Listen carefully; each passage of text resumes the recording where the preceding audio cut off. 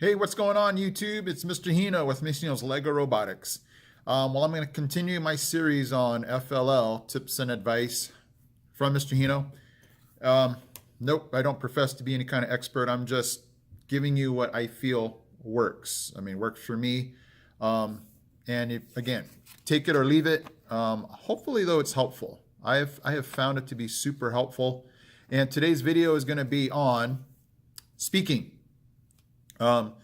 As you guys know, there's three parts to an FLL competition: the robot game, core values, and then your project. So if you think about it, 2 out of 3 or 66% of your competition is about speaking, being able to project your thoughts, your ideas, answering on the spot. So today's video is just kind of going over what to look for in your team or what to develop in your team. So it kind of depends where you are as a coach or students. If you're already on a team and you're a shy person, you're just going to have to start developing those public speaking skills. So it's kind of funny. I have a fellow teacher that's a debate teacher and debate coach. So I almost joke with him like, hey, I should be getting my team from the students that take your class, because they're just naturally going to be able to express themselves and to be able to talk and not have any issues with, oh, I'm just the programmer. I don't do talking kind of thing. So it's one of those things. This video is going to kind of cover two things. Coaches, if you're looking for students to be on your FLL team, I'd be looking for the ones that sure know how to program, know how to build, can problem solve, but you're also looking for that added component of, are they able to express themselves? Are they going to be able to talk and share with what they know?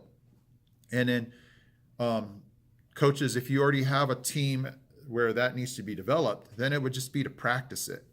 So if you already have a team of great students that can work together, but maybe don't know how to communicate or cover core values or the project well, then here are some tips on that. First, have them practice with other adults other than you, because the students would feel comfortable with you as the coach. Have it be, a different adult. If you're at a school, maybe the principal, other teachers, have them practice just speaking to other adults where they have to now talk and be able to explain something, be able to give an answer to a core value question. And so the more they do it, they'll realize, oh, I don't have to be scared of adults. If they ask me something, I'll be like, yeah, here's my answer. And I won't have those, nervous jitters about talking in front of people. And then the second one would just be to every day go over different possible core values questions. So what I like to do is just, as my team is practicing for their robot game, just throw out an occasional, hey, what is your guys' favorite core value? What is your problem solving process? So they just get that ingrained in their heads. So on competition day, it's not a, ooh, I never thought about that before. It's a, oh yeah, we've been talking about that all month, all week.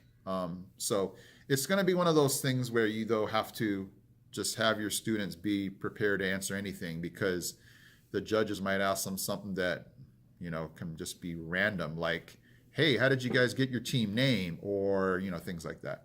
So when you're going and meeting as a team, also just be able to have maybe just blind questions where students just have to think right off the bat. Because a lot of core values and project questions that are asked, the students just have to be able to answer quickly. And so that's another thing that I try to have my students do, is just don't give them a ton of time to think about it. Just ask them and say, you got 5 seconds to give me an answer to this, and have them practice just being able to come up with that off the top of their head, and try to just get faster at that. Because if you take forever, it just limits how much of a score you can get for that project and core values. So if you think about it again, as we break this down, 66% of your competition is presenting, being able to communicate, robot design, core values, your project. This is our project. This is, so that's just one of the bigger chunks. If you're going to take the competition and kind of break it down, you can be fabulous in the robot game. And then that's only, 33% of your whole competition. So as some of the teams, maybe as your year is winding down, you're thinking ahead to next year, think about who you might want to have on your team. Wow, this person's really outgoing and they can, communicate very well. Grab that person. And again, if you already have a team, let's start to take, each team member that might be struggling with public speaking or presenting and start to, get them better at it. So, all right, guys, I hope you found that helpful for coaches and students, what we can look for, what we can work on. Hopefully you're having a great year so far. Ours is winding down. Our last competition's next Saturday, so wish us well. All right, guys, I am Mr. Hino from Mr. Hino's Lego Robotics. I will catch you later. I'm out.